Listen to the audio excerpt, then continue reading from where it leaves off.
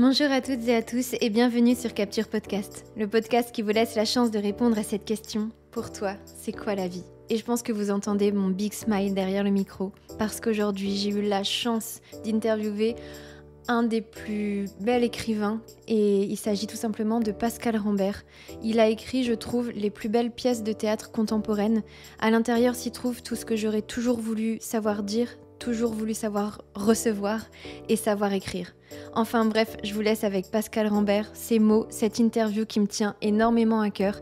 Merci à lui, merci au Théâtre des Bouffes du Nord de nous avoir accueillis avec Eva. C'était tout simplement un moment magique et de partage.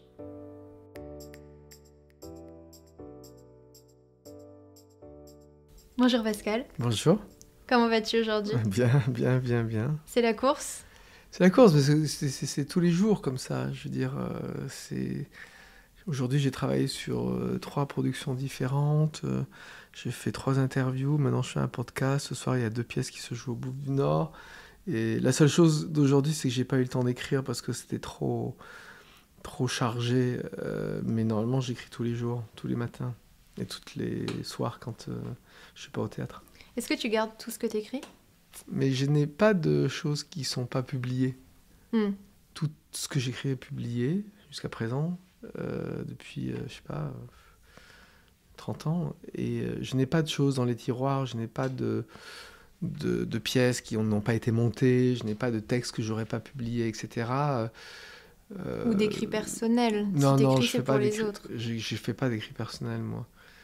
Tout ce que j'écris est à un moment donné utilisé. C'est-à-dire que les seules choses... Enfin, je veux dire, le fait d'écrire des pièces me donne largement la possibilité de parler de tout ce qui m'intéresse, de faire parler les gens surtout.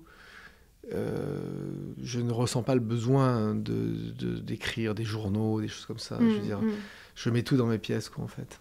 On va garder ça pour après. Je vais commencer, comme je t'ai dit, par mes 3 questions secrètes.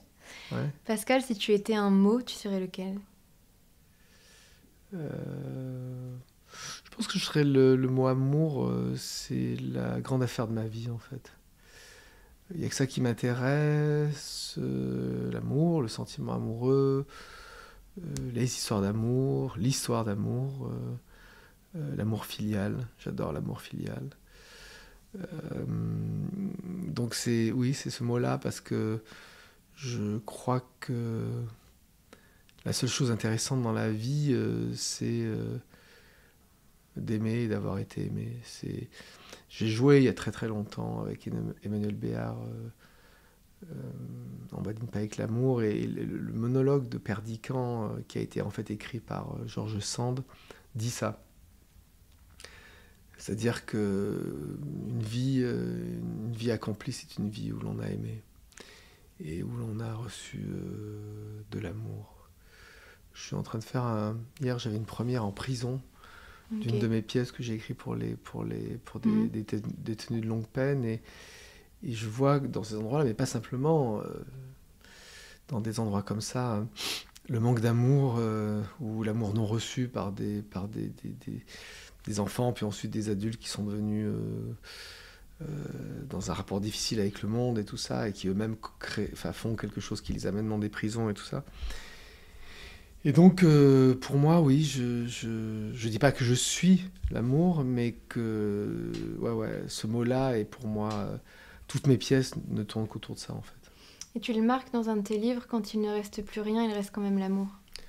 Je sais pas si je l'écris exactement comme ça. Pas exactement comme ça. J'ai dû le marquer quelque part. Voilà, mais c'est pas exactement comme ça. Non. Mais si tu veux, c'est... J'ai la phrase, si tu veux. Vas-y, je veux bien la phrase réelle. Quand nous manquons de tout, oui, mais pas d'amour.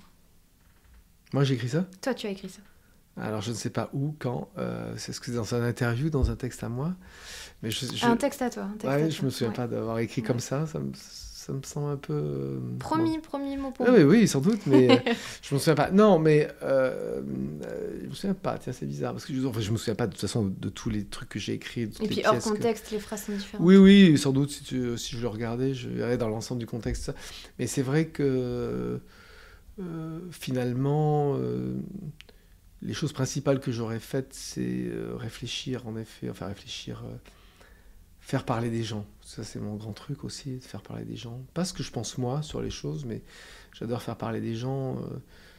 Tous les textes que j'ai pu écrire sur des grandes pièces, des pièces en solo, des pièces à deux, des pièces, etc. Je vais vraiment parler les gens. Mon truc, c'est de faire parler les gens et j'aime bien leur faire parler de ces moments saillants de la vie où l'amour est à son comble, comme dans, je sais pas, le début de là, ou en train de se totalement déchirer comme clôture de l'amour, ou qu'il y a un amour compliqué entre deux sœurs comme dans Sœurs, ou dans Architecture où c'était une grande histoire de famille. Là en ce moment dans Rangers, qui est quelque chose un amour puissant entre deux êtres pendant 50 ans, etc. Je trouve que c'est je trouve que c'est moi j'aurais beaucoup aimé, par exemple, dans ma vie, et j'ai été beaucoup aimé. J'ai beaucoup aimé, c'est-à-dire que j'ai vraiment beaucoup aimé. Il me reste encore beaucoup d'amour. Je veux dire, c'est pas quelque chose qui se vide avec le temps. C'est ce que j'allais te demander, ouais, c'est un stock, c'est quoi? C'est un stock énorme. Moi, j'ai reçu beaucoup, donc je peux donner beaucoup. J'ai vraiment beaucoup reçu, quoi. Dans ton enfance, dans ta vie en général? Oui, j'ai reçu beaucoup en tant qu'enfant, puis ensuite en tant qu'adolescent, avec les parents que j'avais, qui étaient des êtres aimants. Et j'ai ensuite beaucoup reçu dans ma vie artistique, quoi, parce que simplement, je travaille dans le monde entier, les salles sont pleines, je fais exactement les productions que je veux, quand je veux, où je veux, comme je veux. Au rythme que je veux. Avec qui tu veux. Avec qui je veux. Et donc, c'est juste un truc... c'est fou, quoi. D'être à ce point-là, dans un rapport toujours avec la crainte que ça peut s'enrayer aussi, parce que... Mais en même temps, je pense ça depuis que j'ai 16 ans, donc ça s'est pas enrayé entre... J'ai 60 ans maintenant. Les choses se sont pas du tout enrayées. Mais... j'ai beaucoup reçu, en fait. J'ai vraiment beaucoup reçu des spectateurs, des acteurs, des gens pour qui j'ai écrit. Aussi. Oui, mais franchement, j'ai vraiment, vraiment reçu beaucoup. Je veux dire, quand une semaine, je suis pour une de mes pièces en espagnol à Séville, que je vois les gens debout, que le lendemain, j'arrive, je sais pas, à Toulon pour deux amis avec Charles Berling et Stanislas Nordet, que les gens sont debout et que les salles sont pleines, que le lendemain j'arrive ici au Bouffe du Nord, que les gens sont... etc., ou que je rentre de Lima et que c'est pareil, que je pars en Italie. Voilà, donc il y a un rapport, même au Japon où les gens ne sont pas forcément expressifs. Oui. Voilà, donc j'ai cette joie de recevoir sur à peu près sur les 4 continents beaucoup de choses des spectateurs, de cultures très différentes, etc. Je viens de faire une production au Burkina Faso à Ouagadougou au mois de décembre. La réception était extrêmement chaleureuse aussi des spectateurs. Donc que je sois à Ouagadougou, au Caire, à New York ou à Tokyo, c'est beaucoup de recevoir tout ça. C'est à la fois très fatigant pour les émotions parce que je fais une production et je pars le lendemain de la première, donc je vais sur une autre production dans un autre pays, dans une autre langue, sous une autre température, une autre façon de manger. Et comment tu fais pour t'acclimater à tout ça? Parce que je fais ça depuis toujours, c'est ma vie. Donc je me suis acclimaté depuis toujours. Tu t'adaptes depuis toujours? J'ai une adaptabilité dingue. J'adore m'adapter, je m'adapte tout le temps, à tout, j'adore ça. Et Pascal, normalement, je dois poser 3 questions. Ah, pardon. Mais la première était tellement riche et constructive que... je vais être plus court après ça. Pas du tout, j'adore. Mais on va aller directement à The Question. Ah, d'accord, oui. Pascal, ouais. Pour toi, c'est quoi la vie? J'ai accepté de répondre à cette question-là, tout en me disant que c'est impossible à répondre à ça.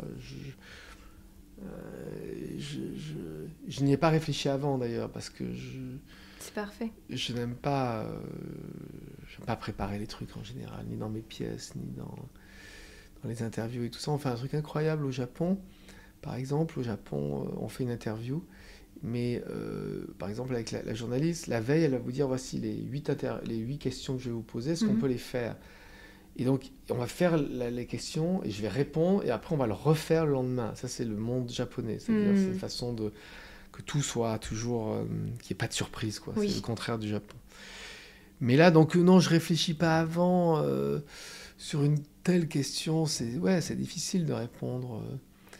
Je pense qu'il n'y a pas de bonne réponse. Il n'y a que celle que chacun peut donner, évidemment. Mais moi, c'est quelque chose de... Par exemple, j'ai pas envie de mourir. J'ai pas le temps de mourir. Je suis vraiment contre la mort, par exemple. Non, mais vraiment, je suis contre la mort. Je veux dire, idéologiquement, je suis contre la mort. C'est pas un truc qui me plaît du tout. J'ai beaucoup de travail, j'ai beaucoup de choses à faire, j'ai beaucoup de gens à voir, à rencontrer, etc. Donc, je suis vraiment pas d'accord avec cette histoire de mort. J'espère vivre le plus longtemps possible. Donc, pour moi, la vie, c'est un... Comment dire? C'est en rapport avec une forme d'amour absolu. Oui. J'aime profondément la vie. Je veux dire... j'aime la vie à un niveau, je veux dire, maximal, quoi. Je sais pas comment on peut plus aimer la vie que ça. J'aime la vie parce que j'aime les êtres avec qui je vis, la personne avec qui je vis, mes enfants, les acteurs avec qui je travaille, ceux pour qui j'écris, les projets que j'ai jusqu'à toujours 3 ans devant moi, etc. Ouais.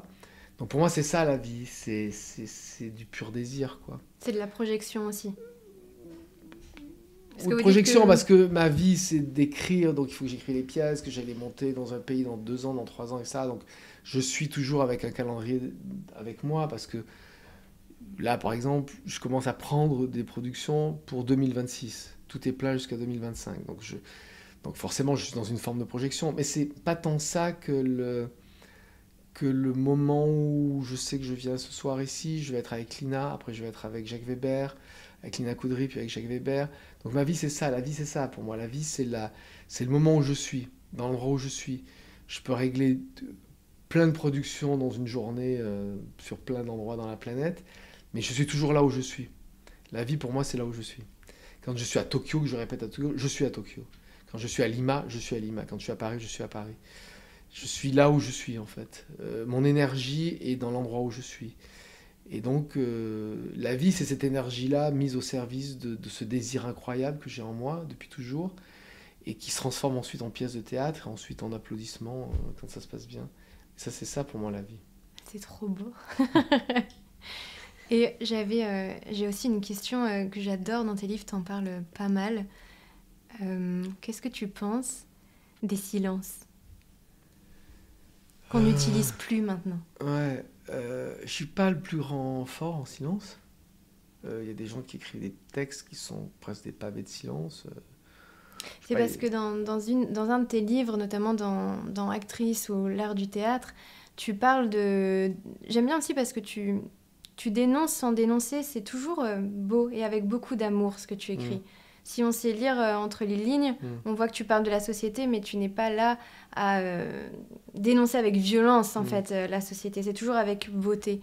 Et dans ces silences, ce que j'ai perçu, en tout cas, c'est que maintenant, on gigote. Maintenant, on n'arrive pas à s'asseoir, on n'arrive pas à se regarder dans les yeux, à avoir des discussions assez longues comme avant. Et moi, je suis de la génération quand même un peu plus jeune, et pourtant, on est en train de perdre ça, je le sens. Et... Qu'est-ce qui fait pour toi que la beauté des silences, on l'a un petit peu perdu et que c'est important de remettre ces silences qui des fois veulent tout dire en plus?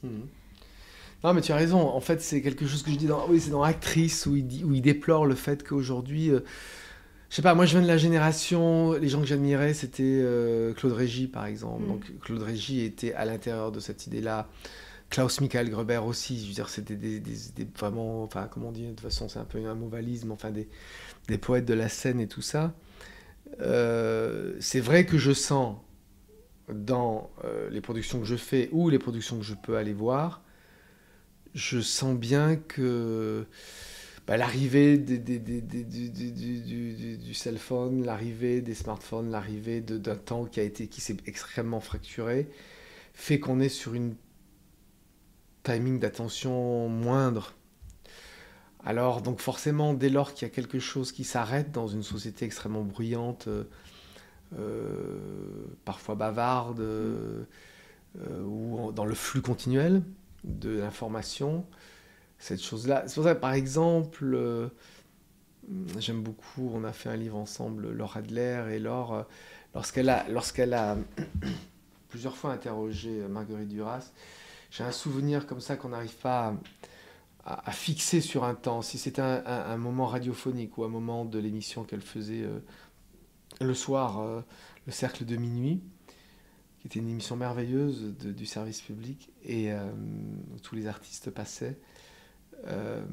D'un coup, elle a fait ça avec Marguerite Duras, et elle lui pose une question, et Marguerite Duras laisse un blanc, que ce soit à la télévision ou à la radio, encore plus à la télévision, totalement. Ça fait l'effet d'une bombe, le silence. C'est ça. Hein. C'est quelque chose qui est très dur. Et donc, c'est de ça dont je parle. Moi, dans mes pièces, le silence, il arrive à la fin. Je suis pas fort pour créer des silences à l'intérieur, de faire des choses sécables dans la parole. Les pièces que je fais sont des pièces où les gens, tout d'un coup, débondent la parole, et ça part pendant 1 heure, 2 heures, etc. Et après, le silence se fait à la fin. Parce que c'est aussi des questions d'énergie. Mon énergie, elle est comme ça. Elle est comment dire, elle part d'une grande nécessité. Elle monte, elle se déploie, elle se déploie, elle se déploie. Et puis après, elle arrive jusqu'à son terme et elle s'éteint. Il y a des gens qui organisent des pièces totalement différentes. Je veux dire, dramaturgiquement, des pièces de Pinter, beaucoup dans le théâtre anglais.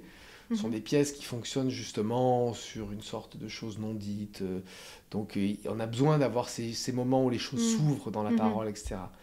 Moi, et on peut tout à fait me le reprocher, et beaucoup ne s'en privent pas, de considérer que mes pièces sont des sortes de flux ininterrompus, mais je ne vais pas changer, et je n'ai aucune intention de changer. Ça fonctionne bien comme ça. Voilà, mais souvent je me dis, tiens, quel peut être mon rapport lorsque, je sais pas, la critique ou d'autres, je sais pas, des producteurs, etc., peuvent déplorer ça. Je dis, est-ce qu'on aurait imaginé demander à Jean-Luc Lagarde de changer sa façon d'écrire ? Est-ce qu'on imaginerait demander, je sais pas, si Thomas Bernard avait écouté en lui disant, bah non, il faut pas écrire des choses comme ça, la littérature c'est pas comme ça, ou Gertrude Stein avec une écriture circulaire, etc. Donc en fait, faut se rapprocher de soi. Faut pas essayer de plaire ni de déplaire pour faire le malin en essayant, j'essaie de vous choquer, tout ça. Moi, je fais pas ça du tout. Je fais ce que je fais et je m'arrête à ça. Je ne fais pas autre chose que ce que, comment dire, je crois qu'il est bien que je fasse. Et mon identité, elle est là. Et je ne pense pas du tout changer d'identité, jamais. Je rapporte encore ça à ma génération, mais je crois que nous, on est un peu paumés dans nos identités. Il y a tellement de flux, d'informations, de choses qu'on peut faire. Les portes s'ouvrent aussi. Il y a tellement de portes ouvertes maintenant que le champ des possibles est immense. Et c'est très juste et très puissant d'être dans son identité. Bah, il vaut mieux, hein, franchement. Ça fait peur sinon. Ouais. Et encore, cette identité, elle est, comment dire, elle est devant moi. C'est l'idée de l'identité. Je deviens. C'est-à-dire, je ne reste pas. Sinon, si je suis dans une identité sans bouger du socle disons, de là où je suis né, le milieu social dans lequel je suis né, l'éducation que j'ai reçue, on se rapproche des idées d'extrême droite. Moi, je ne parle pas de ça, évidemment. Je sais bien que vous ne pensez pas de ça non plus. Mais moi, l'identité, c'est l'identité vers laquelle je vais. Ce qui m'intéresse, c'est l'identité qui est devant moi, pas celle d'essayer de garder. Je m'en fous complètement d'être né à Nice, j'en ai rien à péter de Nice et de ce monde-là. Je m'en fous de ce que j'ai fait avant. Ce qui m'intéresse, c'est ce que je vais faire. Là, ce qu'on est en train de faire ensemble, ce que je vais faire après quand je vais arriver, que Lina va arriver, que Jacques va arriver, que je vais voir les spectacles, que je vais voir 2-3 personnes, que je vais rentrer, que je vais aller embrasser mon petit garçon quand je vais rentrer chez moi et ma chérie. Ça, c'est la vie, tu vois ? Mais et c'est ce qui est devant qui m'intéresse. Je ne sais même pas ce que j'ai fait hier, quoi. Non, mais c'est vrai, parce que j'efface. Ce qui me plaît, c'est ce qui va se passer. T'es disponible. Ouais, mais parce que la disponibilité, une forme de beauté absolue. Les gens, tu vois, je veux dire, tu m'écris, je te réponds. Oui. On est là aujourd'hui. Voilà. Mais voilà, mais Il y a plein de gens, tu leur écris, ils vont pas te répondre, ils vont pas répondre à ton mail, ils vont pas répondre. C'est-à-dire que moi, je considère, c'est comme, je sais pas, j'ai dirigé un centre dramatique national pendant 10 ans à Gennevilliers, je répondais à tout le monde. Même moi, en étant Pascal Rambert, j'écris des trucs à des gens, ils répondent pas à mes mails. C'est des pauvres nazes qui dirigent des scènes nationales, je sais pas où, à Charleville-Mézières, par exemple. Oh, je non. rigole. Oh, Pascal. Je rigolais. Oh, voyons. Et donc, non, voilà, tu vois, tu sais même pas qui c'est, ces gens-là. Oui, oui. Ils dirigent des théâtres, tu sais même pas. Enfin, tu vois, ils ont rien fait de leur vie, quoi. Mais les gens te répondent pas. Et ça, c'est très français, vraiment. Je veux dire, travaillant partout dans le monde, les gens te répondent.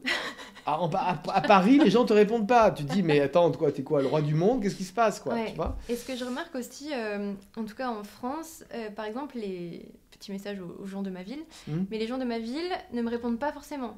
Et là, Pascal Rambert me répond. Genre, je sais pas. J'ai envie de dire, c'est quand même... Oui, mais Julien me répond. je ne sais pas. Vraiment, je ne sais pas. Je comprends pas pourquoi. Moi, je sais pas. Quelqu'un me parle, je lui réponds. Ou alors, je suis dans un autre style de relation humaine. C'est-à-dire, quelqu'un me parle, je sais pas, par exemple, je pourrais faire ça. À la sortie, lorsqu'il y a les applaudissements, je vais dans le bar des Bouffes du Nord, quelqu'un s'approche de moi et me parle. Je pourrais rester muet aussi. Ça a le même statut quand je reçois un SMS, un email, je réponds. Oui, oui, oui.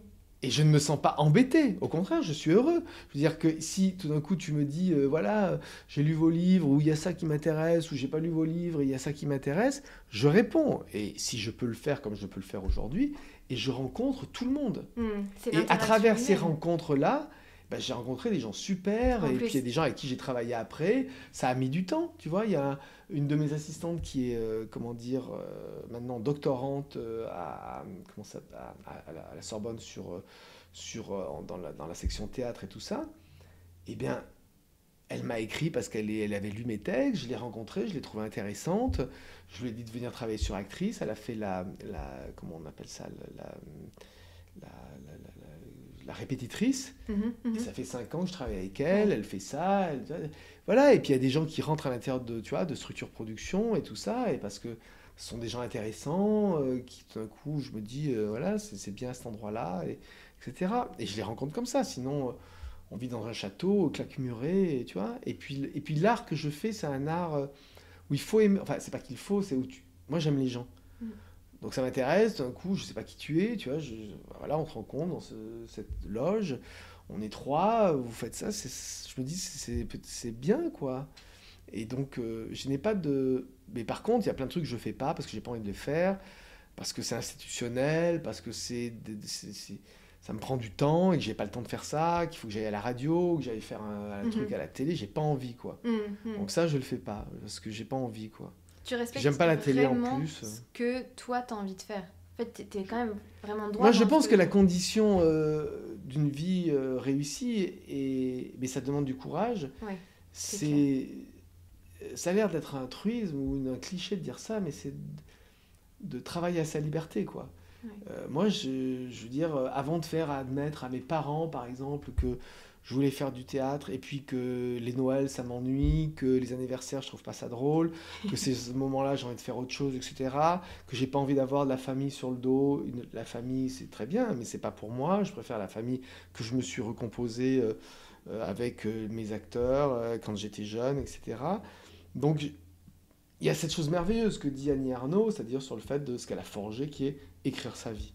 Voilà, moi je pense qu'il faut écrire sa vie. Moi j'aurais écrit ma vie, clairement. Je n'aurais que décidé que ce que je voulais faire. Mais ça demande beaucoup de courage, parce que il faut être courageux pour être artiste et avoir le courage de faire entièrement cette chose-là. Il faut avoir du courage, comme Jacques Weber, pour monter tous les soirs, pour faire ce qu'il fait, ou Lina, ou d'autres. Donc il faut avoir du courage, il ne faut pas écouter les sirènes régulières qui disent attention, passe ton bac, fais des études, parce que si ça ne marche pas, tu vas voir, ça va être difficile. Il faut avoir le courage de ça, et ça c'est un vrai truc, quoi.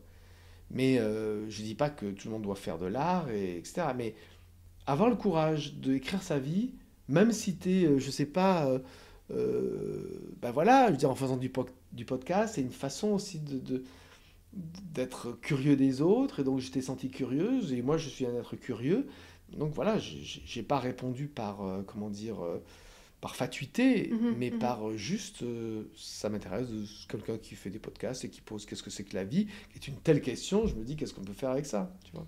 Ce qui m'intéresse, c'est tellement le cœur des gens. Aller chercher ce qu'il y a au fond d'eux. Et c'est ce qu'on disait en off tout à l'heure. Finalement, chaque podcast est différent, chaque rencontre que je fais est différente. Mais il y a des émotions, il y a des sentiments qui se rejoignent. Souvent, l'amour en fait forcément partie. Ah ouais. Tu as vu ça beaucoup? Sur les gens répondent? Mon arrière-grand-mère. Ouais, c'est ta grand-mère. 98 ans. C'est le seul podcast où quand même tu sens que c'est lourd. 98 ans. La guerre, il s'est passé des trucs. Ah, tu sens que et c'est aussi un podcast où tu n'es que dans l'écoute. Tu peux pas interrompre quelqu'un de 98 ans. Tu as tout à apprendre. Tu en as fait combien en tout? Alors, poser la question, je l'ai posée une 50aine de fois. Ah, c'est bon. Et les podcasts, on a commencé il n'y a pas très longtemps, c'était en septembre. Ah ouais. Donc, pour l'instant, on doit être à une dizaine. Mais ma question, ça m'intéresse tellement ce que les gens ont à raconter. Et je pars du principe que chaque personne a quelque chose à raconter. Que ce soit Pascal Rambert, la SDF du coin, la fleuriste quand tu sors. Et que chaque personne est aussi un ou une artiste de ce qu'elle fait. Tant qu'elle y met tout son cœur. Ça peut être... un vendeur de fauteuils et jamais de ta vie tu verras un magasin de fauteuils comme ça et là toute ton âme va être enivrée de ce qu'il fait et ce que j'aime c'est quand les gens arrivent à m'enivrer. Ah ouais. Et là quand je touche l'ivresse du bout du doigt bien sûr je comprends avec quoi que ce soit hein, quel que soit l'art là c'était le livre mais ça peut être un autre art comme les fauteuils alors que je suis pas du tout passionnée par ça mais quand les gens arrivent à faire ça je trouve qu'il n'existe rien de plus fort que ce lien d'ivresse entre les gens. Oui, mais je suis d'accord parce que moi, en tant qu'écrivain, si tu veux, et en écrivant du théâtre, je pense, parce que j'écris pour les acteurs, je pense que toutes les vies, chaque vie est intéressante, c'est mon truc. Je pense que chaque vie est intéressante. J'aime toutes les vies. Je n'ai pas de rapport de surplomb sur les vies. Je veux dire, j'arrive de chez moi, là, je suis repassé par chez moi. Et il y avait ma femme de ménage, et elle vient de Guinée-Bissau, j'en étais sûr par rapport à son nom et à son prénom. On a commencé à parler de la Guinée-Bissau et sa vie, parce que, je veux dire, ou ce que j'ai fait hier avec les détenus de longue peine, je montre des vies sur scène, moi, tout le temps. Je passe mon temps à prendre des vies, à leur donner une forme.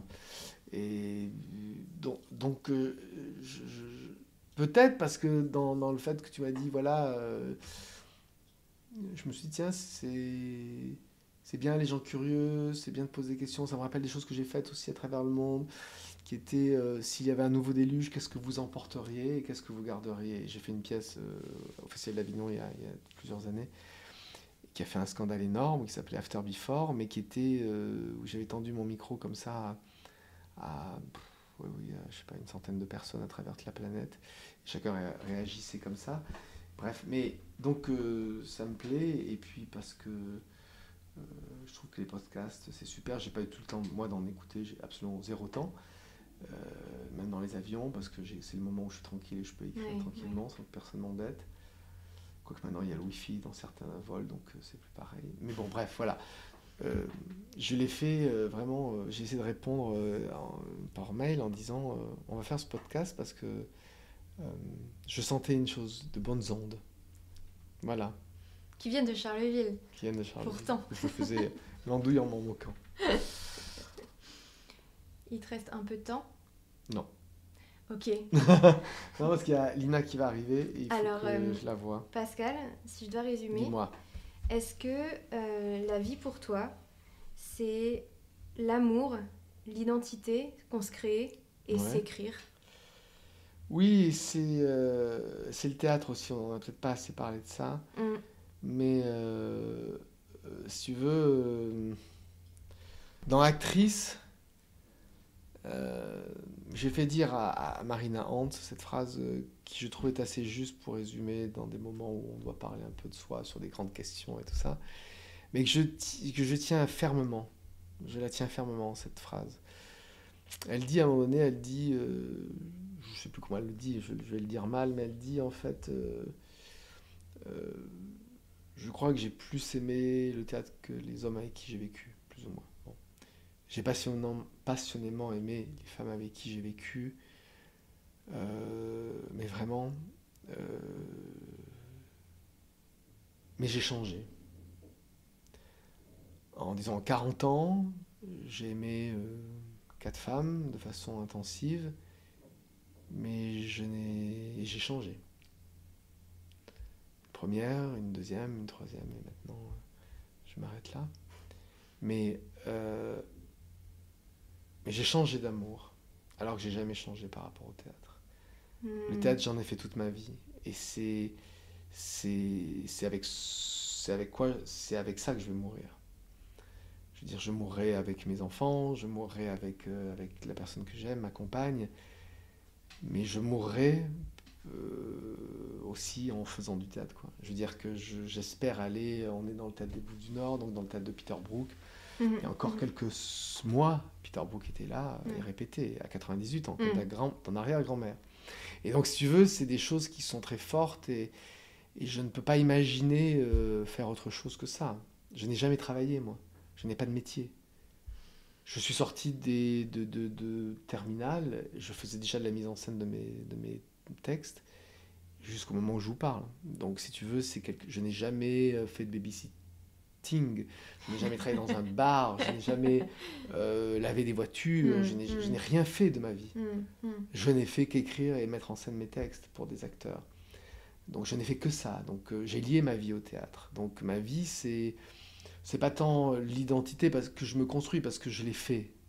Mais la vie, pour moi, comment dire, le nœud, où les choses se sont nouées dans ma vie, sans que je sache très bien comment, parce que je n'ai pas fait d'analyse et de psychanalyse, mais là où les choses se sont nouées, elles se sont nouées dans l'endroit du désir de faire du théâtre, de le réaliser, d'aimer profondément ça, et de le faire avec des gens que j'aime. Et pendant très longtemps avec des actrices avec qui j'ai vécu et pour qui j'écrivais mes pièces. Donc tout s'est noué dans ce moment-là. Théâtre, l'amour, le désir, et tout est noué là-dedans. Et j'ai noué ma vie dans ces trois choses, en fait. Et j'irai comme ça jusqu'à ce que je disparaisse. Le plus tard possible, puisque comme je disais tout à l'heure, je suis contre la mort. J'adore cette phrase. Eh bien, Pascal, merci énormément d'avoir répondu à mon mail. Merci. Merci pour cette opportunité de t'interviewer. Et je vais juste te laisser le mot de la fin. Nous dire ce que tu veux, soit nous recommander un livre, un repas, un resto, ce que tu veux, ou nous dire une phrase, nous parler. C'est à toi et encore merci. Non, qu'est-ce que je pourrais recommander Là, ça fait très longtemps que je suis pas allé au cinéma. Comme je suis en train d'écrire, je lis pas. J'ai pas le temps d'aller au théâtre, donc je peux vraiment rien recommander comme ça, parce que je suis tout le temps en train de répéter ou de travailler ou de prendre les avions et tout ça. Donc Mais non, qu'est-ce qui est bien à faire dans la vie Ce que je fais jamais, j'ai jamais le temps de faire ça. J'en parle dans mes pièces, mais je le fais pas moi-même. Je trouve qu'il n'y a rien de plus beau que de s'asseoir sur un banc et de regarder les gens passer. Je n'ai pas le temps de le faire moi, mais vraiment, je n'ai pas le temps de m'asseoir sur un... Je ne vais jamais dans des cafés, j'ai pas le temps de m'asseoir pour prendre des cafés, etc. Mais franchement, je pense que lorsque je serai très très vieux et que j'aurai l'âge de ton arrière-grand-mère, ça deviendra mon activité favorite. Et je travaille beaucoup en Italie et souvent à Modène, qui est une ville que j'aime beaucoup. Et parfois, quand je sors de répétition, ça m'est arrivé de répéter pendant l'hiver ou au début de l'été. Il y a une chose que j'adorais voir, le long de la très très belle basilique qu'il y a à Modène, il y a des bancs en pierre qui sont attenants aux murs principaux de la basilique. Et là, il y a tous les vieux de Modène qui viennent s'asseoir et qui prennent le soleil, qui chauffent, comme on disait autrefois, leurs vieux os. Et je trouve ça merveilleux. Je les adore, je voudrais tous les embrasser. Ils ont des petites joues rouges comme ça, ils ont des petites casquettes, des sortes de gabardines comme ça. Et ils sont là, assis sur ces espèces de bancs en pierre ou peut-être en marbre, près des gros lions qui sont sur la cathédrale de la basilique de Modène. Et j'adore ça. Alors, s'asseoir et regarder, moi, c'est mon truc.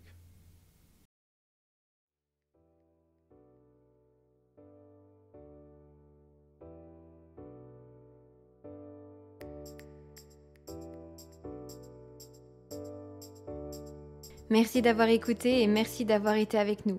C'est un réel plaisir d'avoir pu partager cette interview, partager tout simplement quelque chose qui vient vraiment du cœur, mais vous avez dû le ressentir. J'espère que ça va vous donner envie de découvrir ce milieu, le théâtre, de lire quelques livres et d'aller plus loin, pourquoi pas découvrir de nouvelles pièces. Les mises en scène de Pascal Rambert sont toujours très belles et justes surtout. Les acteurs et actrices choisis dans ces pièces sont juste bouleversants, bouleversantes à chaque fois. Tout simplement, j'espère que vous avez aimé et que ça va vous donner envie d'aller au-delà de cette demi-heure partagée ensemble. Le théâtre reste pour moi un monde d'émotions où on a le droit de s'exprimer pleinement, de donner et surtout de recevoir l'immense pouvoir des mots. Merci d'avoir écouté et n'hésitez pas à me faire part de vos retours car c'est vraiment une interview qui me tenait le plus à cœur. Bonne journée et merci. Ciao!